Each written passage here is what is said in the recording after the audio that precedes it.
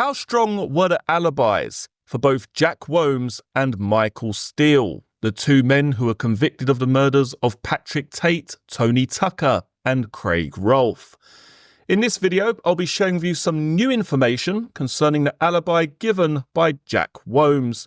Firstly, I'll take you through Jack Womes' appearance in the witness box at the Old Bailey, and then I'm going to share with you a very contentious point from the trial itself.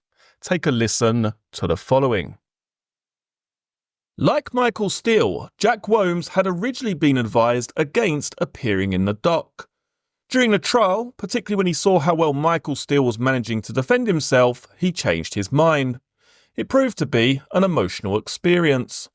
Speaking to his defence barrister, David Lederman QC, Womes agreed that he had been in prison at the same time as Pat Tate, and also agreed that he was an expert shot, having used his father's 12-bore shotguns from the time he was a young boy to shoot rabbits and dead branches off trees. When Lederman put to him that the prosecution would say he cold-bloodedly killed Tate along with Tucker and Rolfe, Womes could no longer hold back his feelings. "I couldn't even kill a sparrow. To say I've killed these men is ridiculous. I did not know Mr. Tucker. I did not know Mr. Rolfe. The last time I saw Pat Tate was when he was being transferred from a prison near Haverhill, Suffolk with my brother Johnny. He was my friend." Lederman then suggested that Womes was put up to the shooting by Steele. Womes raised his voice again. "I would not do it for anybody. I couldn't do it. Why would I want to do it? I deny it. I deny any suggestion I've had anything to do with drugs or murder. All that stuff about the Duff drugs is rubbish. I would much rather put my money into motors. I would never deal in drugs." Womes told the jury how while working as a bouncer, he had seen a girl high on drugs take her clothes off and dance naked.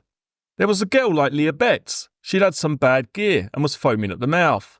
That worried me sick, and I called an ambulance for her. I told undercover police to come in and search for drugs. Then without warning, Womes burst into tears and began sobbing uncontrollably in the witness box. "I did not do anything like that. What they are suggesting is ridiculous. You don't know what I'm going through being locked up. They won't even let me cuddle my own son." Under cross-examination by Andrew Munday QC, Womes admitted that he had indeed been in the Rettendon area at the time of the killings, but that it was a pure and unfortunate coincidence.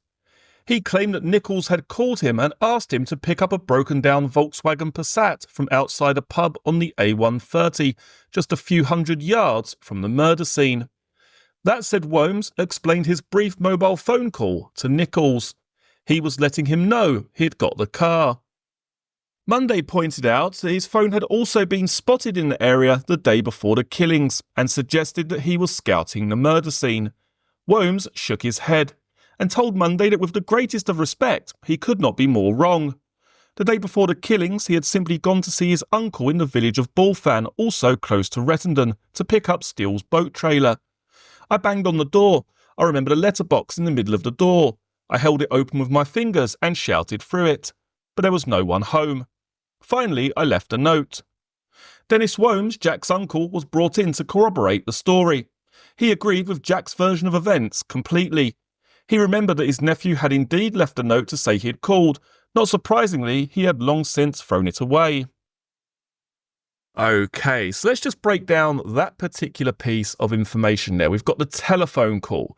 Jack Womes' mobile phone at 18:07 on the 5th of December, so the day before Tucker, Tate and Rolfe were murdered. A telephone call from Jack Womes' mobile to Michael Steele's landline.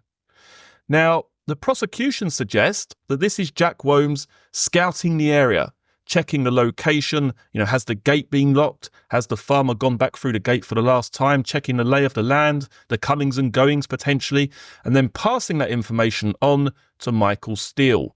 Quite clearly, the next day, Tucker, Tate and Rolfe would be murdered. Yet Jack Womes said, no, not at all. I was close to that location, but I was actually at my uncle's house. I'd shouted through the letterbox, he wasn't in, I'd left him a note because I was picking up Michael Steele's boat trailer.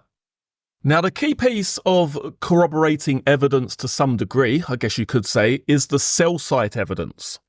And the prosecution basically said, look, on the 5th, you've got a telephone call to Michael Steele. This telephone call was serviced by the Hockley transmitter. On the evening that Tucker, Tate and Rolfe were murdered, shortly after that time, there's another call between you and Darren Nichols. Darren Nichols says this is you ringing him up saying, come and get us. All right, Darren, come and get us. And the problem that Jack Womes has is that both of those telephone calls are serviced by the Hockley transmitter. Now, that could suggest, couldn't it, that someone is in a similar location or the same location when they make both of those two phone calls, the day before the murders and shortly afterwards.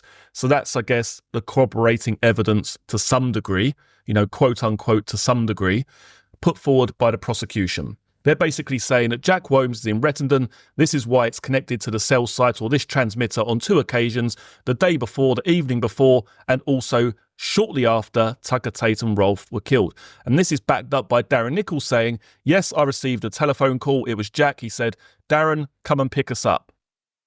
Now, one of the more, pertinent points of Jack Womes' alibi comes in the form of the letterbox. He says he goes to his uncle's house, he bends down, he puts his fingers on the letterbox, he opens it up and shouts through for his uncle who isn't at home.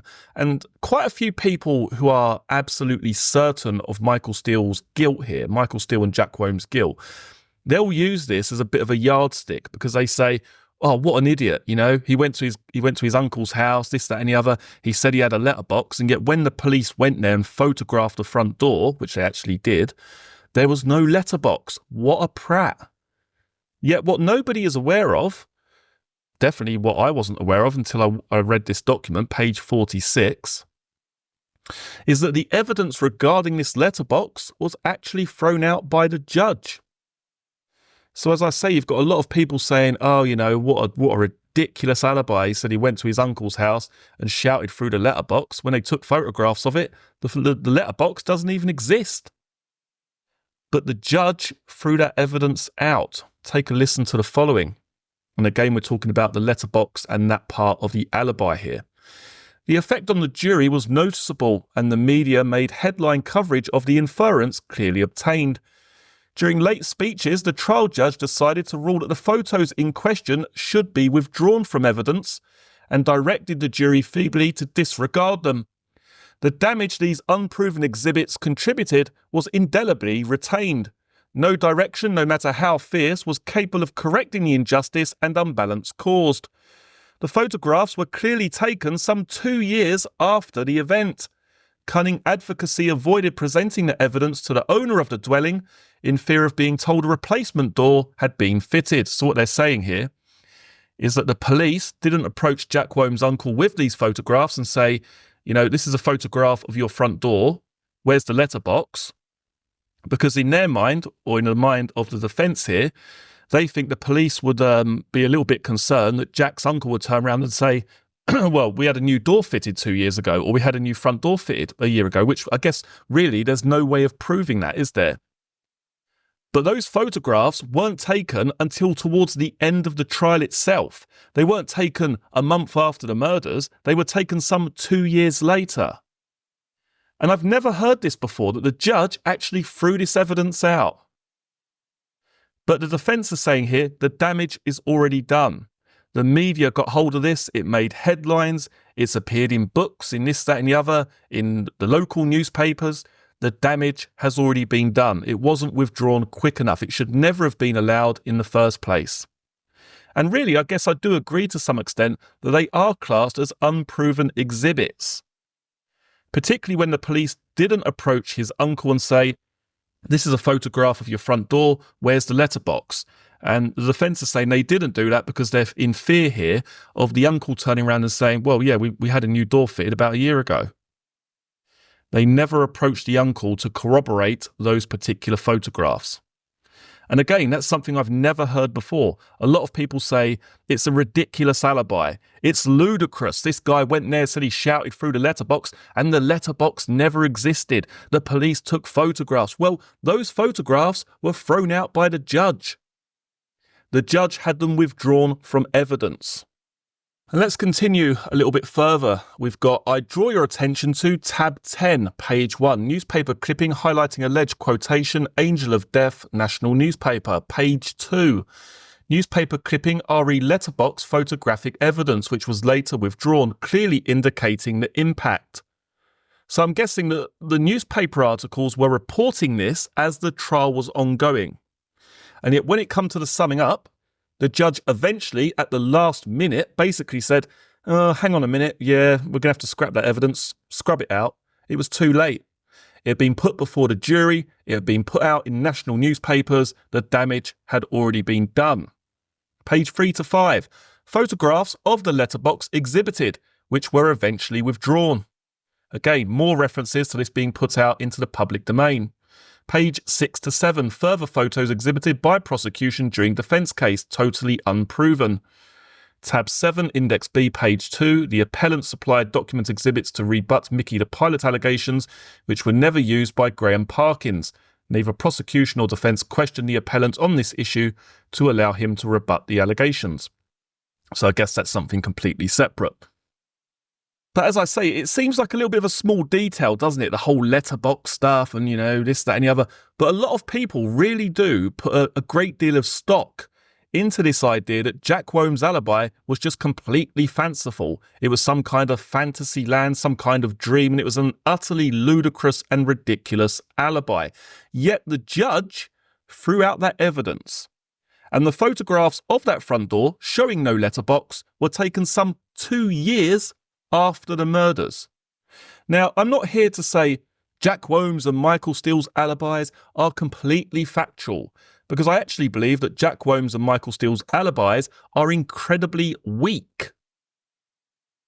But it's interesting, isn't it? It's a point worthy of mention that the judge, regarding the evidence concerning Jack Wome's and his uncle, the photographs taken by the police were thrown out by the judge. Again, this should be fairly new, if not brand new information to many people who are watching this video. Anyway, leave some of your thoughts down in the comment section below.